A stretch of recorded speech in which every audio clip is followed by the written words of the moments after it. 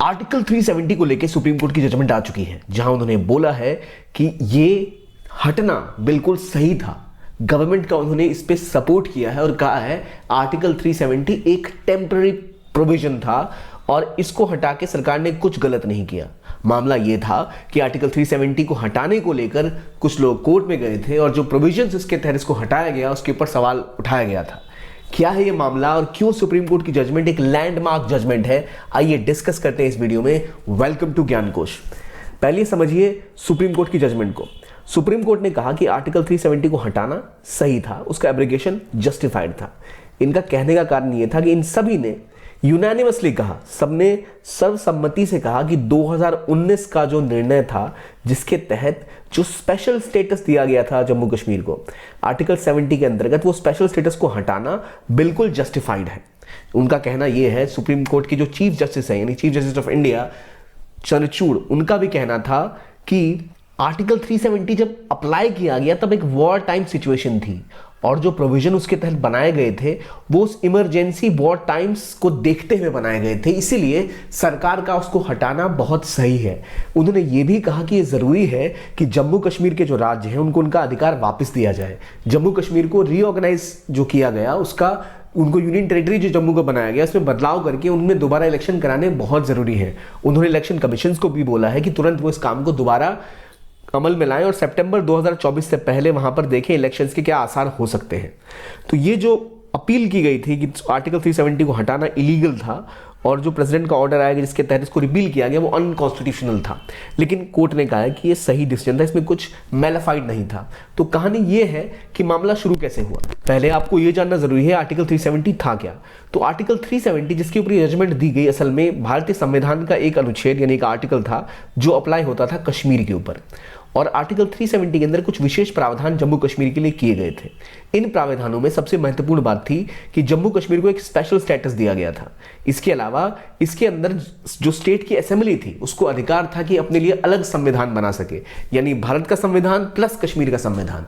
जो एक देश में दो संविधान कैसे हो सकते हैं? आमतौर पर जैसे कहा जाता है अमेरिका जैसे देशों में ऐसा हो सकता है, लेकिन भारत का यूनियन ऑफ स्टेट्स है, भारत में ऐसा नहीं हो सकता। यहां पर एक एसिमेट्रिकल फेडरलिज्म है, एक ऐसा राष्ट्र है भारत जहां केंद्र मुख्य है, केंद्र की जो सुप्रीमेसी है वो एस्टैब्लिश्ड है, और इसीलिए अलग राज्य का अलग संविधान भारत में एक पृथक देश बनने की, एक सब नेशनलिज्म बढ़ाने की और बाद में पाकिस्तान का कश्मीर को क्लेम करने की बात को जस्टिफिकेशन भी दे सकता था कि जब आप कहते हो कश्मीर आपका पार्ट है तो इसके लिए अलग संविधान क्यों है, ये बात उठाई भी जाती थी और आर्टिकल 370 के अंतर्गत ही ये अधिकार उनको मिला था। और इसके अलावा कुछ अलग नियम और कायदे थे जो आर्टिकल 370 के अंदर कश्मीर को दिए गए थे, जैसे कुछ ऐसे कानून थे जो केवल वो बना सकते थे। फॉर एग्जांपल, वो अपने राज्य के जो नागरिक हैं, जो अपने राज्य में रहने वाले लोग हैं, जो उनके लिए अलग से रेजिडेंशियल रूल, सिटीजनशिप का रूल, कौन प्रॉपर्टी को ओन करेगा। मान लो भारत में तो एक ही कानून चलता है, एक ही तरीका है, फंडामेंटल राइट्स बराबर है, लेकिन कश्मीर में अलग प्रोविजंस भी अलाउड थे अंडर आर्टिकल 370, और इसीलिए बाकी राज्यों के जो नागरिक हैं, बाकी राज्यों के जो रहने वाले लोग हैं, रेजिडेंट हैं, वो कश्मीर में जाके जमीन तक नहीं खरीद सकते थे, प्रॉपर्टी नहीं खरीद सकते थे। और अगर कश्मीर की कोई महिला बाहर शादी करे तो उसका प्रॉपर्टी से हक भी खत्म हो जाता था गैर कश्मीरी से शादी करने पर, और सेंटर किसी भी तरीके से कोई फाइनेंशियल इमरजेंसी स्टेट पे लागू नहीं कर सकता था अंडर आर्टिकल 360। ये सब प्रावधान दिए गए थे आर्टिकल 370 के अंतर्गत, और 5 अगस्त 2019 को आखिरकार इसे खत्म किया गया था। तो हुआ यह था कि गवर्नमेंट ने लगातार वहां पे मिलिट्री को पहले पुश किया, एरिया को पहले कंट्रोल में लिया, और फिर जाकर 5 अगस्त को 370 को हटाया गया, और इसको हटाने के बाद जम्मू एंड कश्मीर को एक यूनियन टेरिटरी डिक्लेयर कर दिया गया जिसके पास एक लेजिस्लेचर था, यानी वह एक असेंबली बैठती, लेकिन जम्मू एंड कश्मीर एक लेजिस्लेचर बन गया, और लद्दाख को एक यूनियन टेरिटरी बनाया गया जिसमें कोई लेजिस्लेचर नहीं था। यानी इसके जम्मू कश्मीर लद्दाख पहले एक साथ कंबाइंड JNK का पार्ट थे, इसमें लद्दाख को अलग यूटी बना दिया, जम्मू कश्मीर को अलग यूटी बना दिया, यूनियन टेरिटरी, राज्य से दर्जा हटाया गया, लेकिन कहा कि टेम्पररी है, दोबारा राज्य का दर्जा दिया जाएगा। और यही बात है जो भी कोर्ट ने कही अपनी जजमेंट में कि राज्य का दर्जा देना चाहिए। जब आर्टिकल 370 हटा तो उसके बाद कुछ बदलाव आए। अब जम्मू कश्मीर के पास विशेष शक्तियां नहीं है। पहले वहां के नागरिकों के पास डुअल सिटीजनशिप थी, आप कश्मीर के नागरिक हैं और आप इंडिया के नागरिक हैं, वो बात नहीं, अब सिंगल सिटीजनशिप है। पहले एक अलग झंडा था जम्मू कश्मीर का, अब केवल एक तिरंगा है जो हम सब लहराते हैं, वो भी कश्मीर पर लागू है। आर्टिकल 370 लागू नहीं हो सकता था, 360 लागू नहीं हो सकता था, फाइनेंशियल इमरजेंसी, अब वो लागू हो सकती है। यानी वहां की सरकार अगर कुछ ऐसे फाइनेंशियल डिसीजंस लेती है जिससे कि फाइनेंसेस को दिक्कत है, तो भारत के नॉर्मल राज्यों में जो कानून लगता है वो कानून अब कश्मीर पे भी लगाया जा सकता है। रिजर्वेशन फॉर माइनॉरिटी नहीं था, यानी वहां की माइनॉरिटी, जैसे वहां सिख माइनॉरिटी, वहां मुस्लिम मेजॉरिटी अगर कश्मीर में है तो माइनॉरिटीज के लिए कोई प्रावधान नहीं किया जा सकता था। अब माइनॉरिटीज के लिए 16% रिजर्वेशन के लिए एलिजिबल वो हैं। इंडियन सिटीजन जो बाकी के राज्यों से थे वो वहां जाके जमीन नहीं खरीद सकते थे, वो चीजें खत्म हो चुकी है। पहले कश्मीर में आरटीआई एप्लीकेबल नहीं था, यानी सूचना का अधिकार जो आपके पास होता है कि आप पूछो कि निर्णय क्यों लिया गया सरकार के द्वारा, कोई सरकारी कर्मी क्यों एक कदम उठा रहा है, वो पहले वहां लागू नहीं था। अब वहां पे आरटीआई लागू है और यहां तक कि जो पंचायत थे उनके पास कोई अधिकार नहीं हुआ करते थे, अब उनके पास वो अधिकार भी हैं। और राइट टू एजुकेशन भी वहां एप्लीकेबल नहीं था, जो अब वहां एप्लीकेबल है। यानी कश्मीर, जम्मू एंड कश्मीर को भारतीय स्टेट के साथ और बेहतर मौका मिलेगा राज्यों के साथ घुलने मिलने का, और भारत की जो अच्छे कल्याणकारी योजनाएं हैं ये भी वहां लागू होंगी। यानी सिनेमा हॉल्स तक कश्मीर में ऑपरेट नहीं करती थी, वो अब ऑपरेट करना शुरू हो गई जब से आर्टिकल 370 को हटाया गया। और उसको हटाने के बाद से प्रोविजंस ये दिए जाने लग गए कि ये जो चीज थी वो गलत थी, इसको नहीं हटाना चाहिए। ये प्रोविजन तभी हट सकता था जब वहां की कॉन्स्टिट्यूशन बन के कॉन्स्टिट्यूशन डिसाइड करती कि आर्टिकल 370 हटाए या ना हटाए। लेकिन प्रेसिडेंट ने एक ऑर्डर दिया, कहा कि नहीं हटेगा, और हट गया। असल में सारी चीजों की जड़ आती है कश्मीर जब भारत का पार्ट बना तब से। जब भारत कश्मीर का पार्ट बना उससे पहले कश्मीर पे राज करते थे हरि सिंह। उनको बोला गया या तो आप भारत का से जुड़िए या पाकिस्तान से, वो जुड़ने से मना कर रहे थे। पाकिस्तान ने उनके ऊपर हमला कर दिया, अपने कुछ ट्राइबल्स को हथियार दिए, आर्मी के लोगों को ट्राइबल्स बनाया और भेज दिया कश्मीर में लड़ने के लिए। तो उनकी जो ट्राइबल की सेना थी वहां घुस गई और पूरे कश्मीर में कब्जा जमाने की कोशिश करने लग गई। कश्मीर में कई लोगों को मारा गया, काटा गया। फिर हरि सिंह को लगा कि हम शायद अपना कंट्रोल खो देंगे, तो उन्होंने साइन किया ट्रीटी ऑफ एसेशन भारत के साथ, भारत में शामिल हुए, भारत की आर्मी गई, उनसे लड़ी और मुजफ्फराबाद तक उनको रोक दिया गया। लेकिन जहां पे सीज फायर किया गया वो था पीओके, जिस पे अभी तक पाकिस्तान का कब्जा है।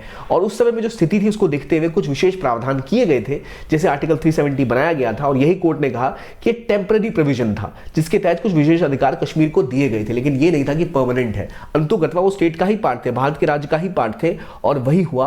और इसलिए सुप्रीम कोर्ट की जजमेंट में क्लियरली बोला गया कि 370 को हटाना कुछ इलीगल नहीं है, कोई मेलाफाइड इंटेंशन इसके पीछे नहीं है। जो कोर्ट में जो केस किया गया उसमें केंद्र सरकार ने यह कहा कि कश्मीर, जम्मू एंड कश्मीर को कोई विशेष स्टेटस नहीं है शुरू से ही, और केवल ये कुछ समय के लिए दिया गया था। और ये एक तरह का साइकोलॉजिकल डुअलिटी बनाता है, यानी आदमी ये सोचे कि इसी राज्य के लोगों के पास दो नागरिकता क्यों है, दो झंडे क्यों है, दो संविधान क्यों है, क्या ये बिल्कुल अलग राज्य है? और ये इस तरह का प्रिविलेज था जो किसी और को नहीं दिया गया था। और यहां तक कि उनके जो प्रधानमंत्री थे, जो वहां के मुख्यमंत्री थे, उनको एक तरह से प्रधानमंत्री कहा जाता था, यानी सदर रियासत कहा जाता था वहां के गवर्नर को। तो वहां गवर्नर बनाया गया, सदर रियासत मतलब प्रेसिडेंट हो गया एक तरह से। तो ये भाषा का इस्तेमाल भी दिखाता है कैसे कश्मीर एक अलग देश है, अलग राज्य है जिस पर भारत का कब्जा है, कुछ ऐसा लगे, कुछ ऐसे कायदे कानून उसके अंदर थे, इसलिए इसको हटाया गया। और सुप्रीम कोर्ट की जो जजमेंट आई है वो कहती है कि ये सही था और इसको एब्रोगेट करना बिल्कुल सही था। और आर्टिकल 370 हटने के बाद कश्मीर में बहुत विकास भी देखा है। इस पर और बात करें इससे पहले आपके लिए इन्फॉर्मेशन की, अगर आप यूपीएससी की तैयारी करना चाहते हैं और ऐसे कॉम्प्लेक्स मैटर्स को बहुत सिंपल तरीके से समझना चाहते हैं, इतनी लंबी 2025 की आपकी जर्नी को स्ट्रीमलाइन करना चाहते हैं, तो आपको ज्वाइन करना चाहिए PW ओनली आईएएस का फाउंडेशन कोर्स, जो आपकी सारी प्रॉब्लम सॉल्व कर रहा है। सबसे बड़ी प्रॉब्लम अफोर्डेबिलिटी, लाखों की कोचिंग क्लासेस जो दिल्ली में होती है वो आपको घर पे मिलेंगी, वो भी बिल्कुल कम कीमत पे, यानी 10,999 रुपए में उपलब्ध है। प्लस आपकी दिक्कत क्या आती है, इतना टाइम है ना, व्यक्ति सोचता है कि कुछ समय बाद पढ़ेंगे, अभी तो हो जाएगा, 2 महीने कर लेंगे, 6 महीने में कर लेंगे, लेकिन होता कभी नहीं है। उन सबको स्ट्रीमलाइन करने के लिए बहुत जरूरी है कि आप क्लासेस को अच्छे से पढ़ें, फॉलो करें, टेस्ट दे, करंट अफेयर्स के बारे में जाने, इकोनॉमिक्स पढ़े, ज्योग्राफी पढ़े, कॉन्सेप्ट समझे, आंसर कैसे लिखना है ये समझे। और ये सब समझेंगे कैसे अगर कोई सपोर्ट सिस्टम ही नहीं है तो वो सिस्टम आपके लिए लाया है PW ओनली आईएएस अपने इस फाउंडेशन कोर्स के द्वारा, जो आपको 2 भाषाओं में उपलब्ध है, इंग्लिश हिंदी या इंग्लिश में, टाइटन और संकल्प के रूप से, जो आपको तैयार करता है इस एग्जाम के लिए और आपकी प्रिपरेशन को एक नई उड़ान देता है। तो अगर आप तैयारी करना चाहते हैं और 2025 अटेम्प्ट लेना चाहते हैं तो बहुत अच्छी अपॉर्चुनिटी है आपके लिए कोर्स ज्वाइन करने की। इसके लिंक आपको डिस्क्रिप्शन बॉक्स में मिल जाएंगे, कमेंट सेक्शन में भी पिन मिल जाएंगे, जहां से आप इसे ज्वाइन करके अपनी प्रिपरेशन को बहुत हद तक बढ़ा सकते हैं, अपने आप को स्ट्रीमलाइन कर सकते हैं प्रिपरेशन को। अब बात आई आर्टिकल 370 की, जो कहां लागू था, JNK में, जिसको हटाया गया। उसके अंदर क्या बदलाव आया आपने समझा, झंडा हटा, वहां का संविधान हटा, लोगों को RTI का अधिकार मिला, माइनॉरिटीज को रिजर्वेशन का अधिकार मिला और पूरे देश से जुड़ने का और संभवतः उनको और अवसर मिला। और जो कोर्ट की जजमेंट है यही कहती है, इन्होंने कहा है कि जम्मू कश्मीर को जो आपने UT बनाया है इसमें बदलाव करिए, इनको राज्य का दर्जा वापस दीजिए और इलेक्शन कमीशन से कहा है कि सितंबर 2024 तक इलेक्शन कराइए इस राज्य में आप, क्योंकि ये उनका अधिकार है। तो ये दिखाता है कि भारत में हर राज्य को जो जो लोकतांत्रिक अधिकार प्राप्त है वो इनको भी दिए जाएंगे। लेकिन कोर्ट ने लद्दाख को यूटी बनाने के बारे में कोई टिप्पणी नहीं की, लद्दाख को यूनियन टेरिटरी बनाया गया इसके बारे में कोर्ट ने कोई ऐसा कोई ऑब्जर्वेशन नहीं दिया है। तो ये अभी तक की न्यूज है जो आर्टिकल 370 पर आई है, और प्रधानमंत्री नरेंद्र मोदी ने भी इसका स्वागत किया है। यहां तक कि अमित शाह जो भारत के होम मिनिस्टर है उन्होंने इसका स्वागत किया है, कई लीडर्स ने देश भर में इसका स्वागत किया है, और ये सही में एक स्वागत करने योग्य कदम है कि कोर्ट ने भी इसको सही माना और इस सरकार के पक्ष में फैसला लिया। और अब जम्मू कश्मीर और ज्यादा शांत और ज्यादा प्रभावी रूप से भारत का हिस्सा तो है ही, अभिन्न अंग है। हम पीओके भी एक दिन जरूर हमारा पार्ट बनेगा, हमारा पार्ट ही है वो, तत्काल उनके ऊपर कब्जा है, पर जो कश्मीर हमारे पास है कम से कम उसमें सही व्यवस्था, सबके पास जो अधिकार है उसकी पूर्ति की जाए और एक बेहतर राज्य की ओर इसे ले जाया जाए। ये हमारा प्रबल प्रयास है और ये पूरा होगा, ये इसकी ओर एक बहुत इंपॉर्टेंट कदम ये था। तो आपको क्या लगता है कि आर्टिकल 370 का हटना सही था या ये गलत था? क्या एक कश्मीर को विशेष राज्य का दर्जा देना, ये सब नए प्राविधान करने अच्छे थे, या जरूरी है कि अब जो वहां लोगों को जरूरत है, right to education, right to health, ऐसी चीजें प्रोवाइड की जाए और भारत समेत सभी राज्यों में, भारत के जितने राज्य हैं सबको बराबरी के साथ विकास की ओर बढ़ावा दिया जाए और प्रोत्साहित किया जाए और आगे बढ़ने के लिए। ये था आज का वीडियो, देखने के लिए बहुत बहुत धन्यवाद। Keep on watching Gyankosh and have a nice day. Comment box में लिखिए आपको क्या लगता है, जल्दी आया डिसीजन या और पहले आर्टिकल 370 को हटा देना चाहिए। देखने के लिए बहुत बहुत धन्यवाद। Have a nice day.